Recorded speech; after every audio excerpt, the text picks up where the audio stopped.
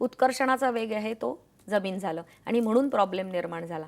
वेगवेगळ्या व्याधींवर हे जे एक्सरसाइज आम्ही डिझाईन केलेत त्याचा उद्देशच हे आहे की त्या लोकल एरियावर तशा प्रकारे ट्रीटमेंट आपण देऊ शकतो. नक्कीच. आता डॉक्टर, जर आम्ही हे चित्र बघत आहोत तर ही जी रचना केलेली आहे किंवा ही जी सगळी ॲडजस्टमेंट केलेली आहे की आपण त्याला बांधून ठेवलंय किंवा उचललंय वगैरे, पण ह्या सगळ्या गोष्टी आपण एखाद्या क्लिनिकमध्ये जाऊनच करण्यात येऊ शकता किंवा करू शकतो. अशा वेळी आपण काय सांगाल, जर 10 दिवसांचा आपण कोर्स केल्यानंतर आपण काय करायचं असतं? ही सगळी रचना तुम्हाला घरी करता येते, पहिली गोष्ट. कारण अशी कुठलीच वेगळी रचना नाही, हे साधं एक बाकडं आहे की जे तुमच्या घरी असू शकतं. हे ब्लँकेट आहे, जी सोलापुरी चादर असू शकते. ही जे बेड्स आहेत ते आमच्या इन्स्टिट्यूटमध्ये विकत मिळतात. आणि ही रचना तुम्ही केल्यानंतर तुम्ही झोपायचं कसं, बांधायचं कसं, ग्रिलला कसं बांधायचं, हे सगळं शिकवलं जातं त्या 10 दिवसात. बरोबर. त्यामुळे 10 दिवसात तुम्ही पूर्ण ट्रेन झालेला असतात तुमच्या व्याधीला कसं सामोरं जायचं ह्याच्यासाठी. कारण हेच 10 दिवसाचे व्यायाम तुमचे डिझाईन प्रोग्राम असतो. ती जी काही 4-5 आसनं आहेत ती तुम्ही शिकायची आणि रोज ती करत राहायचं. हळूहळू स्नायूंचा ताण कमी होतो आणि तुम्ही पूर्ण बरे होता. नक्कीच. बऱ्याच प्रश्नांची आपण उत्तरं जाणून घेणार आहोत, पण वेळ झाली आहे एका ब्रेकची. आता मात्र घेतो एक छोटंसं ब्रेक.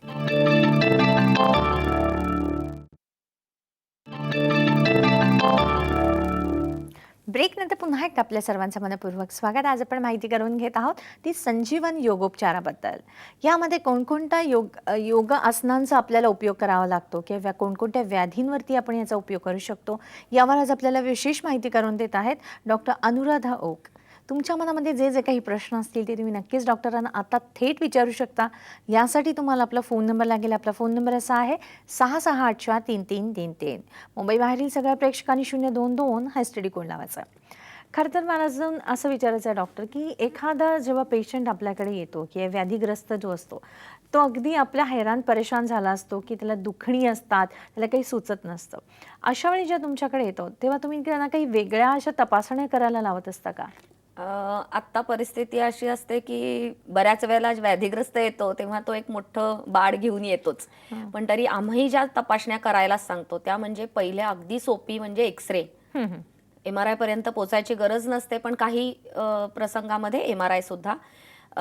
एक्सरे आणि MRI बरोबर जर त्यांना मेटाबॉलिक डिसऑर्डर म्हणजे इतर व्याधी असतील, जसं हृदयविकार असेल तर त्यांना 2D इको करायला सांगतो, ज्याच्यामध्ये त्यांचं हृदयाचं काम एक्झॅक्टली कसं चाललेलं आहे हे समजून येतं. ECG आणि स्ट्रेस टेस्ट त्यांच्याजवळ असतेच. डायबिटिक पेशंट असेल तर त्याचा 3 महिने डायबिटीस जो असतो तो त्याचा रेशो असतो. तो रेशोचा एक टेस्ट करायला सांगतो. त्याची फास्टिंग PP जी असते ती त्याच्याजवळ असायला पाहिजे. आणि काही वेळेला नर्व कंडक्शनची टेस्टही करायला सांगतो. ह्या तपासण्या त्यांनी करून घेऊन त्यांच्याकडे ज्या असतात त्या काही रिपीट केल्या जात नाहीत, त्या तपासल्या जातात पहिल्या. म्हणजे कमी असतं तेवढं आम्ही त्यांना लिहून देतो. ते आसपासच्या कुठल्याही त्यांच्या ओळखीच्या डॉक्टरकडून त्या तपासण्या ते करून घेऊ शकतात. कधी कधी काय होतं की आता समजा एखादा गुडघेदुखीचा पेशंट असेल तर तो कधी येतो डॉक्टर म्हणजे एखाद्या अशा बाह्योपचार तज्ज्ञांकडे की जेव्हा ऑपरेशन आपल्याला डॉक्टर सुचवतात तेव्हा ते ऑपरेशन टाळण्याच्या प्रयत्नामध्ये मग ते बाकीचे उपाय करायला फिरत असतात. बरोबर. अशा वेळी आलेल्या पेशंटला आपण कशी मदत करता? संजीवन योगोपचारामध्ये गुडघेदुखीसाठी जो प्रोग्राम आहे त्याच्यामध्ये प्रामुख्याने आम्ही लक्ष जी अलाइनमेंट गेलेली असते. गुडघेदुखी निर्माण होण्याचं प्रमुख कारण काय असतं तर ती जी हाडाची रचना आहे ती बिनसलेली असते. इथे जर तुम्ही स्क्रीनवर बघितलं तर ही हाडाची रचना बिनसली. ती बिनसली म्हणजे काय झालं तर त्याचा मांडीच्या आतल्या आणि बाहेरच्या स्नायूंची ताण गेला. कारण मांडी धरून ठेवणारे काम करणारे स्नायूंचा ताण गेला की हाड हालायला सुरुवात होतो. हाड आपापलं हालत नाही. वरचं हाड हललं की खालचं हाड पण फिरायला सुरुवात होते. त्यामुळे त्या स्नायूंचं टेन्शन परत मिळवणं ह्या दृष्टिकोनातूनच योगोपचार डिझाईन केलेला असतो. जसं तुम्ही इथे बघितलं तर आता खूप वेळ उभं राहून काम करणारे माणसं असतात, त्यांचा ह्याच्यामध्ये हा प्रॉब्लेम त्यांना बऱ्याच वेळेला येतो. कारण वरून येणारं जे प्रेशर येतं ते गुडघ्याला बाहेर ढकलतं. मग ही जी अलाइनमेंट आपण केली ज्याच्यामध्ये पाय सरळ वर केले म्हणजे त्याच्यावरचा ताण घालून टाकला आणि टाच वर ढकलली, दोन्ही पाय आत फिरवले आणि जिथून पाय बाहेर पडतो तोही भाग आत फिरवला, ज्याच्यामुळे गुडघ्यावरचा ताण कमी झाला. हे जर तुम्ही बघितलं तर काही काळानंतर हे जे तिरकं झालेलं वरचं मांडीचं हाड आहे तर सरळ झालेलं दिसून येतं. ही गॅपही सुधारली, ही गॅप सुधारली. अशा प्रकारे त्याला गुडघेदुखीमध्ये फायदा होतो. ओके. पण डॉक्टर कधी कधी असं होऊ शकतं की एखाद्या पेशंटचं ऑपरेशन झालेलं आहे तरी सुद्धा त्यांना गुडघ्यांचा त्रास जो आहे तो उद्भवू शकतो. अशांसाठी पण आपण पोस्ट ऑपरेटिव्ह योग थेरपी देऊ शकतो का? आता त्याच्यामध्ये ऑपरेशन कोणत्या प्रकारचं झालंय त्याच्यावर थेरपी होणार आहे की नाही ठरतं. समजा गुडघेदुखीच्या पेशंटमध्ये त्याची जी वाटी असते ती काढून टाकली असेल तर ज्या स्नायूंचं टेन्शन वाढवून आपण ट्रीटमेंट देणार असतो तो आधारच गेलेला असतो. अशा वेळेला म्हणजे ज्याला आपण टोटल नी रिप्लेसमेंट म्हणतो असं झालं तर ट्रीटमेंट देणं अवघड पडतं. पण त्याचा स्थान सुधारण्याचा व्यायाम आपण त्याला देऊ शकतो किंवा केलेल्या ट्रीटमेंटचा फायदा त्याला कसा होईल. पोस्ट ऑपरेटिव्ह त्यांनी कोणकोणत्या एक्सरसाइजनी त्याचं जे केलेलं ऑपरेशन आहे ते सक्सेसफुली कसं युटिलाइज करून घ्यायचं याच्यासाठी व्यायाम नक्की शिकवू शकतो. पण ज्यांची नुसते ऑर्थोस्कोपी झालेली आहे काही वेळेला आत जे काही घर्षणाने फाटलेलं असतं ते काढून टाकलेलं असतं अशा वेळेला तर ट्रीटमेंट नक्कीच होऊ शकते. नक्कीच. म्हणजे खरं तर हे वेगवेगळ्या टाईप्सचे जे काही पेशंट्स असतात त्यांच्यावरती ठरत असतं की नेमकं आपण त्यांना ट्रीटमेंट किंवा जे उपचार असतात ते आपण कसे द्यायचे असतात. हे झालं डॉक्टर कुठलाही म्हणजे गुडघेदुखीचे पेशंट्स किंवा मानदुखीचे पेशंट्स यांच्याबद्दल आपण बोललो. पण हृदयविकाराचे जे पेशंट्स असतात त्यांचं मुळातच आपलं जे हृदय असतं ते कमजोर झालं असतं. कधी कधी ऑपरेशन्स करून आलेले असतात, कोणाकोणाची बायपास झाली असते किंवा अँजिओप्लास्टी देखील झाली असते. अशा वेळी आपण काय करता डॉक्टर? हृदयविकाराचा पेशंटला नॉर्मली सांगितलं जातं की तुम्ही वॉक घ्या ज्याच्यामुळे तुमच्या हृदयाची ताकद वाढेल कार्डिओ एक्सरसाइज केल्यामुळे. पण याच्यामध्ये होतं असं की परिघाकडे म्हणजे हातापायाकडे रक्तपुरवठा करण्याचं चॅलेंज हृदयाला निर्माण होतं. पण हृदयाला जी विश्रांती हवी असते ती विश्रांती देणं त्यावेळेला जास्त गरजेचं असतं. बऱ्याच वेळेला हृदयविकारी माणसाला झोपून ठेवलं जातं. मग झोपायचंच असेल तर ह्या पोस्चरमध्ये झोपावं. का बरं? ही एक लॅडर पोस्चर आहे. ज्या लॅडर पोस्चर मध्ये तुम्ही असं बघितलं तर हृदय समांतर आहे जमिनीला आणि मेंदू वर आहे म्हणजे डोकं वर आहे आणि डायफ्रॅम म्हणजे मधला जो फासळ्यांच्या खाली असलेला जो पडदा आहे तो पूर्ण ओपन झालेला आहे. त्यामुळे श्वास घेताना तो खाली ढकलता येतो. पोटाची पोकळीमध्ये पूर्ण त्याला आधार मिळतो आणि पायाचं पूर्ण रिलॅक्सेशन झालेलं असतं, हाताचं रिलॅक्सेशन झालेलं असतं. आणि ही जी कर्वेचर तुम्ही बघताय ह्यामुळे पूर्णतः त्याच्या फासळ्या उघडू शकतात ज्याच्यामुळे त्याचं श्वसन सुधारतं. श्वसन सुधारल्यामुळे त्याला ऑक्सिजनेटेड सप्लाय मिळतो आणि त्याच्या हृदयाला ज्याची गरज असते हृदयाला ऑक्सिजन मिळत नाही म्हणून हृदयाला प्रॉब्लेम आलाय. ऑक्सिजनेटेड सप्लाय झाल्यानंतर त्याचं हृदय सुधारताना दिसून येतं. नक्कीच. पण डॉक्टर आता हे जरी आता फोटो बघून आपले प्रेक्षकांमध्ये जे हृदय विकाराचे जे पेशंट्स आहेत त्यांनी समजा जर अशा पोस्चरमध्ये झोपण्याचा प्रयत्न केला तर त्यांना शक्य आहे का की आपल्याकडे येऊन त्यांनी ते जाणून घेतलं पाहिजे? नक्कीच जाणून घेतलं पाहिजे. हे नुसतं चित्र बघून तुम्ही झोपायचा प्रयत्न केलात आणि जर तुमचा कमरेचं दुखणं असेल किंवा तुम्हाला मानेचं दुखणं असेल तर ती नेमकी कर्वेचर कशी पाहिजे त्यामुळे याला नक्कीच तज्ज्ञ व्यक्ती समोर पाहिजे. 10 दिवसाचा कबीरबागेतला कोर्स करणं ही त्याची खरी गरज आहे कारण त्याच्याशिवाय तुम्हाला नेमकं माझं स्ट्रक्चर कसं बिनसलंय हे दिसणार नाहीये. नक्कीच. मी मुद्दाम म्हटलं कारण बऱ्याच वेळा काय होतं की आपण असे काही फोटोज बघतो किंवा इतर मासिकांमधून काही माहिती करून घेतो आणि त्याच्याप्रमाणे वागण्याचा प्रयत्न करतो. पण कधी कधी ते आपल्यासाठी असतं हे आपल्या लक्षात येत नाही. एक करायला जातो एक आणि होऊन बसतं भलतं अशी परिस्थिती मात्र होऊ शकते. तर त्यासाठी म्हणून तुम्ही म्हणजे व्यवस्थितरित्या कोर्स करा आणि मगच अशा गोष्टींची किंवा ह्या आसनांची तुम्ही सवय करून घ्या. आपण एक फोन घेतोय. कांबळे आपल्याशी बोलतायत पुण्याहून. हॅलो, नमस्कार. हा नमस्कार. नमस्कार मॅडम मला एक प्रश्न विचारायचा होता. ऍक्च्युली माझ्या खुब्याला रक्तपुरवठा कमी पडल्यामुळे ते एव्हियन आजार लागलेला आहे. तर ऍक्च्युली तो राईट साईडला स्टेज 3 आणि लेफ्ट साईडला स्टेज 2 तो पूर्णपणे बरा होऊ शकतो का आयुर्वेदाने असं विचारायचं? आयुर्वेदिक ट्रीटमेंटनी बरा होऊ शकतो का नाही हे आयुर्वेदिक तज्ञच सांगू शकतील.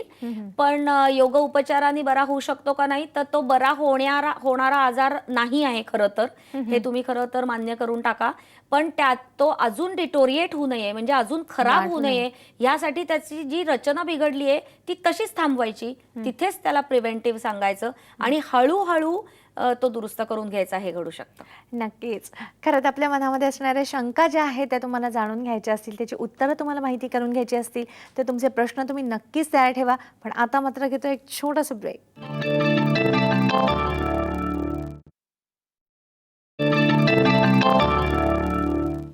ब्रेक नंतर पुन्हा एकदा आपल्या सर्वांचं मनपूर्वक स्वागत. आज आपण माहिती करून घेत आहोत संजीवन योगोपचाराबद्दल. अर्थातच योगोपचाराबद्दल आपल्याला नेहमीच खूप उत्सुकता असते. नेमके कोणती आसनं केली की आपल्याला बरं वाटू शकेल? समजा आपल्याला काही व्याधी झालेली असेल, काही आजार असतील, तर आपण नेमकं काय केलं पाहिजे?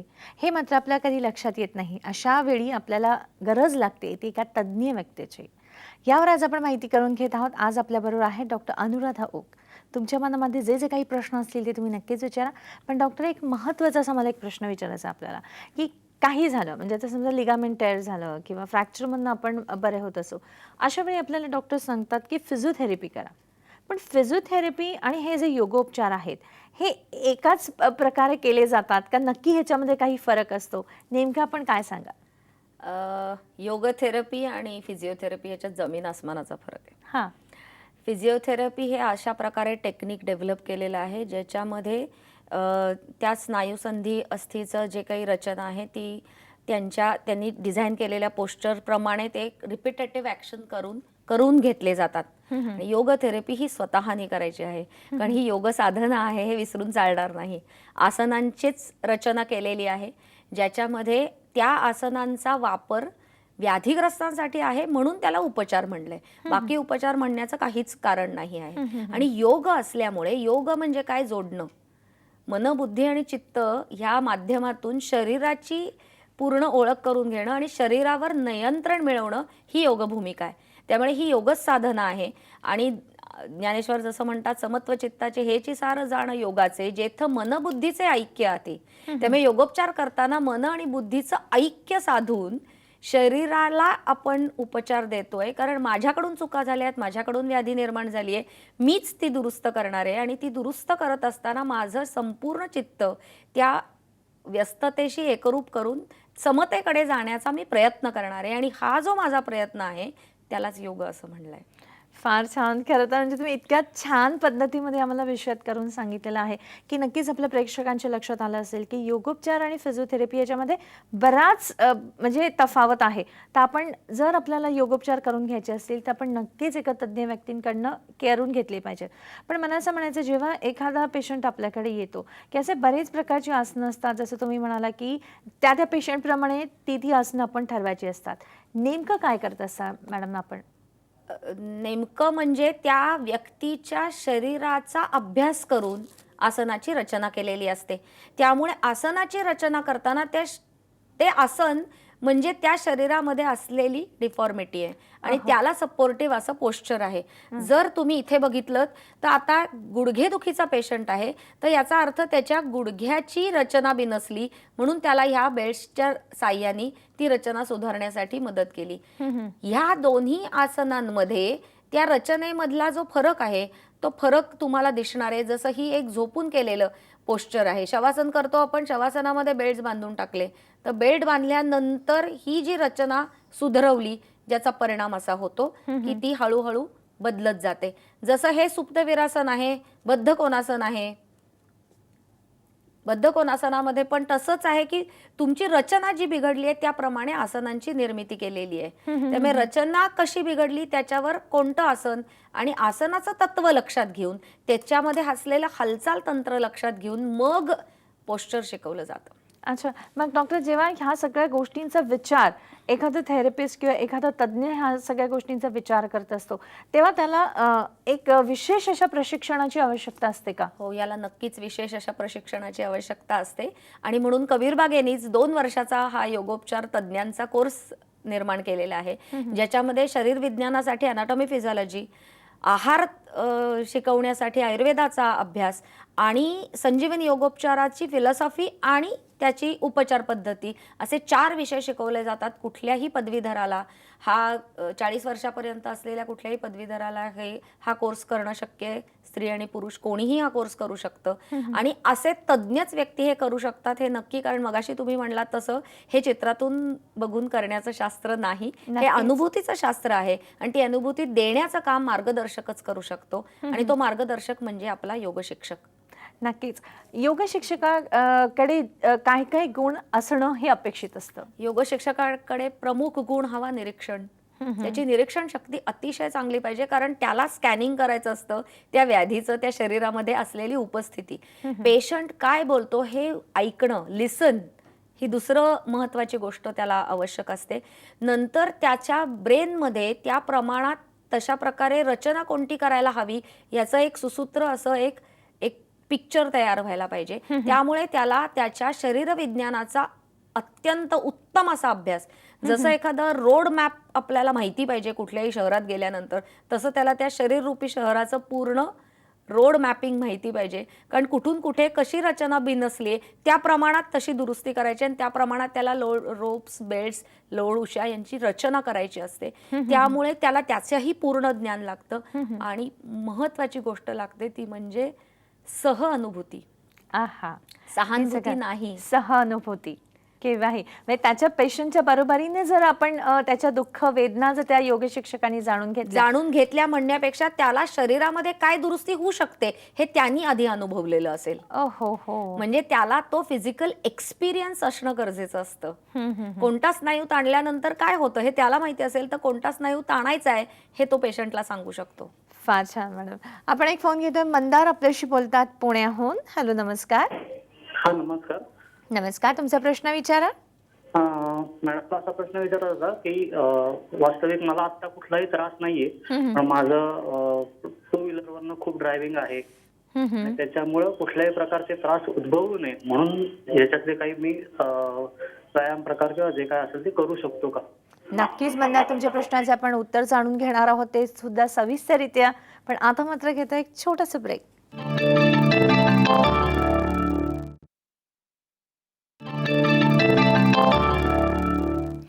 ब्रेक नंतर पुन्हा एकदा आपल्या सर्वांचं मनपूर्वक स्वागत. आज आपण माहिती करून घेत आहोत ते संजीवन योगोपचाराबद्दल. यावरच आपल्याला मार्गदर्शन करत आहे डॉक्टर अनुराधा ओक. डॉक्टर, ब्रेकवर जाण्यापूर्वी आपल्याला प्रश्न विचारण्यात आला होता मंदार यांनी की त्यांचा टू व्हीलरवरती जास्त प्रवास असतो आणि असे बरेच जण असतात की फक्त असा प्रवास करून देखील त्यांना त्रास होत असतो की आपल्याला कोणतीही व्याधी झाली नसेल तरी सुद्धा आपण या योगोपचाराचा अभ्यास करू शकतो का? हो, नक्कीच करू शकतो. म्हणजे हीच जी आसनं जी मगासपासून मी दाखवतेय त्या आसनांचा फायदा असा आहे की तुम्हाला व्याधी नाही झाली तरी प्रिव्हेंटिव्ह थेरपी म्हणून सुद्धा तुम्ही वापरू शकता. ह्याच सगळ्या पोस्चर रोज तुम्ही 1 तास हेच व्यायाम तुम्ही केलेत. मग जर खूप ड्रायव्हिंग असेल तर नक्कीच मानेचा आजार होणार आहे, कंबरदुखी होणार आहे, तर त्याला सपोर्टिव्ह जे एक्सरसाइज दिलेले आहेत ते एक्सरसाइज रोज रोज जर तुम्ही करतच राहिलात 1 तास तर नक्कीच तुमच्या स्पाईनची जी फ्लेक्झिबिलिटी आहे ती चांगली राहणार आहे. लवचिकता चांगली राहिली की व्याधी होण्याचा प्रश्नच येत नाही.